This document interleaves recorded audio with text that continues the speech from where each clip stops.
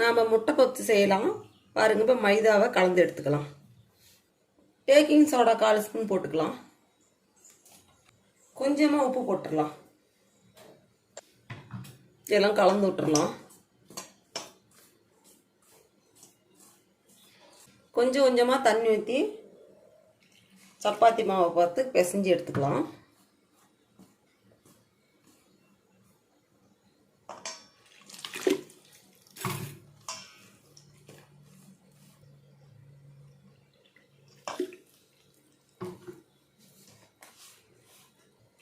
பாருங்க மாவு பிசைஞ்சு வச்சாச்சு. இந்த அளவுக்கு இருக்கணும். இந்த அளவுக்கு பிசைஞ்சாலே போதும். நான் வந்து இது 1/4 கிலோ மாவு தான் எடுத்துருக்கிறேன். இது மேலே நம்ம எண்ணெய் தடவி ஊற வச்சிடலாம். இது ஊறத்துக்குள்ள நம்ம மசாலா ரெடி பண்ணிடலாம். அப்படியே மூடி வச்சிடலாம். மூடி வச்சுட்டு நம்ம மசாலா ரெடி பண்ணலாம். இப்போ முட்டை பப்ஸில் வைக்கிற மசாலா ரெடி பண்ணிடலாம். எண்ணெய் விட்டுக்கலாம். சோம்பு 1/4 ஸ்பூன் போட்டுக்கலாம். நீட்டு வாக்கில் 2 பெரிய வெங்காயம் கட் பண்ணி வச்சிருக்கிறேன். அதையும் இதை சேர்த்துக்கலாம். இதுக்கு தேவையான அளவு உப்பு போட்டுடலாம். நல்லா ஒரு கண்ணாடி பதம் வர அளவு நல்லா வதங்கி வரட்டும்.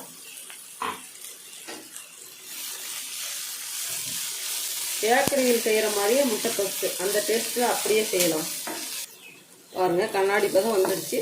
இப்போ நம்ம மசாலா கொஞ்சம் சேர்த்துக்கலாம். கொஞ்சம் மஞ்சத்தூள், 1/4 ஸ்பூன் கரம் மசாலா, 1/4 ஸ்பூன் மிளகாத்தூள். அப்படி இந்த பச்சை வாசம் போகிற அளவு வதக்கி எடுத்துக்கலாம். பாருங்கள் எல்லாம் பச்சை வாசம்லாம் போயிடுச்சு.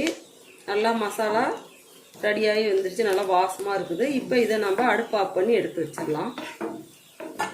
பாருங்கள் எந்த அளவுக்கு சாப்பிட்டா ஊறி வந்துருச்சுன்னு. இந்த அளவுக்கு சாப்பிட்டா நல்லா ஊறி வந்துருச்சு. இப்போ நம்ம சின்ன சின்ன உருண்டையாக பிடிச்சி எடுத்து வச்சுக்கலாம். 5 உருண்டை பிடிச்சி எடுத்தாச்சு. இப்போ நம்ம தேய்ச்சி எடுத்து வச்சுக்கலாம். இப்போ நம்ம முட்டையை கட் பண்ணி வச்சுக்கலாம். வேவிச்சு எடுத்து வச்சுக்கிற முட்டையை கட் பண்ணி எடுத்துக்கலாம்.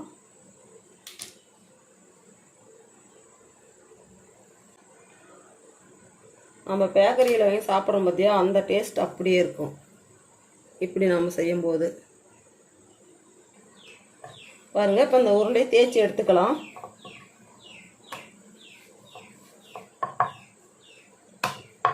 இப்போ நெய் போட்டு எல்லாம் தேய்ச்சி விட்டுக்கலாம். இப்படி எல்லா இடத்துலையுமே படுற மாதிரி நல்லா தேய்ச்சி விட்டுக்கலாம்.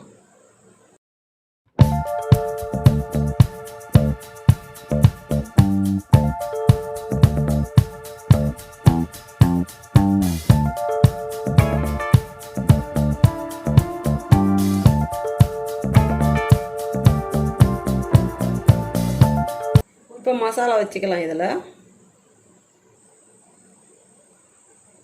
இப்போ நம்ம முட்டையை இதில் வச்சிடலாம்.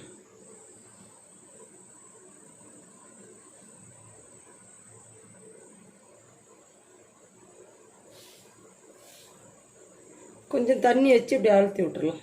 அப்படியே பிடிச்சிக்கும்.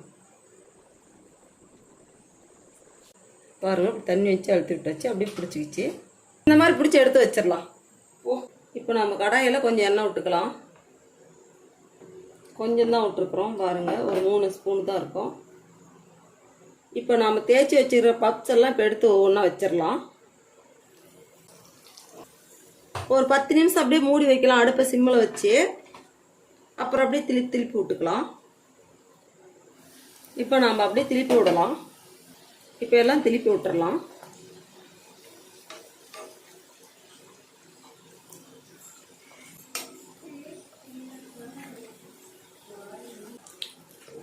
பாருங்கள் வெந்துருச்சு. இப்போ எடுத்துடலாம்.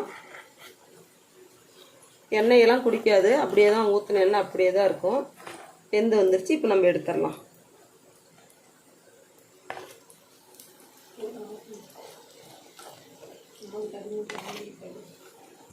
பாருங்கள் முட்டை பப்ஸ் ரெடி ஆயிடுச்சு. ஒரு கடாய் இருந்தால் நம்ம வீட்லேயே சிம்பிளாக செஞ்சிடலாம். இது போல் நீங்கள் ஒரு முறை செஞ்சு பாருங்கள்.